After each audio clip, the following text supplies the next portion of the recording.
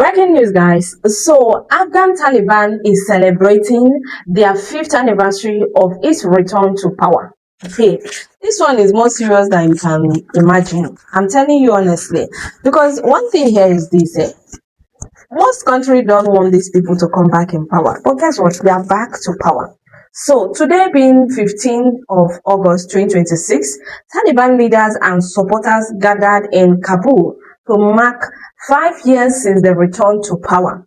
Like, this is even following the withdrawal of the United States and NATO, like the forces of US and NATO in 2021. So, they withdrew since 2021.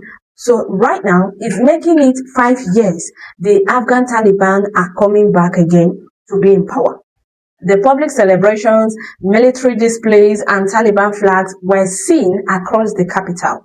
For the Taliban, the anniversary represents the end of what they describe as decades of foreign occupation and conflict.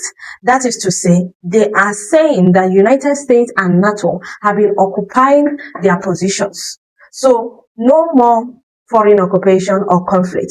Their leaders are highlighting security, national stability, and what they claim are achievements in rebuilding the country. So as it stands now, they are very happy that they are back in power to do whatever they want, and nobody is going to control them or tell them what to do. But beyond the celebration, Afghanistan's situation remains deeply controversial. That I must say. The Taliban have maintained firm control over the country. The violence from the large-scale war has actually fallen significantly. However, the Afghanistan continues to face serious economic issues, humanitarian difficulties, and including unemployment, even poverty. Drought is part of the stuff they face severely in the country, and even shortage of international aid because so many countries are no longer willing to help them or give them aid.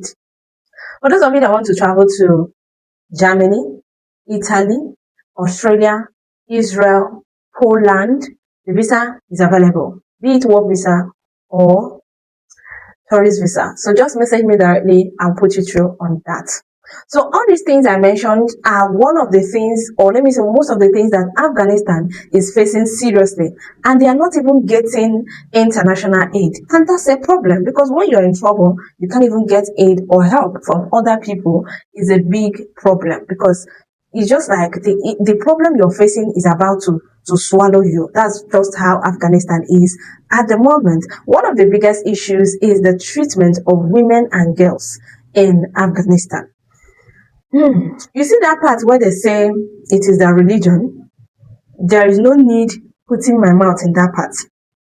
Girls remained barred from education. They remain barred from education beyond 6th grade.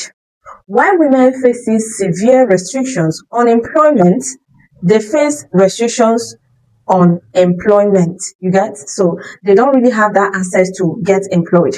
Movement and participation in public lifestyles. Women are strictly restricted from participating in stuff that has to do with the public. The United Nations have described the situation as a major human rights crisis. So with more than 2.4 million girls excluded from education, what does that look like? They are in total darkness.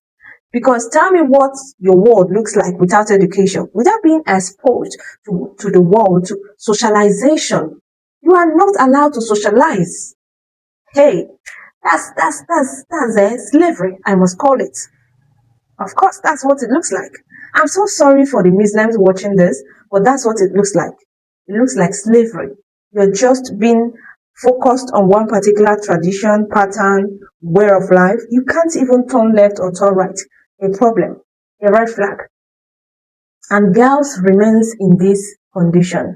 International recognition is another major challenge that the Taliban government remains largely unrecognized. So although countries in the region have, increasingly engaged with Kabul for security, for trade, and for diplomatic reasons, Russia have even become the only country to formally recognize the Taliban government. Only Russia. as it stands like this, only Russia is recognizing them. So for 5 good years, the Taliban's return, Afghanistan presents a complicated picture. The Taliban can point to greater territorial, control and even reduced large-scale conflict. But critics point to restrictions on basic rights. What do you have to say about this? Because for me, I've said all I think I have to say. The girls need to be free. Women in Afghanistan need freedom to live their life, to socialize, to meet people, to interact. You get to test relationship with people. It must not necessarily be a man. I don't know. How do you guys see that? Just stay tuned on my page because I'm going to update you with more latest information. I'll see you in my next video. Just stay tuned.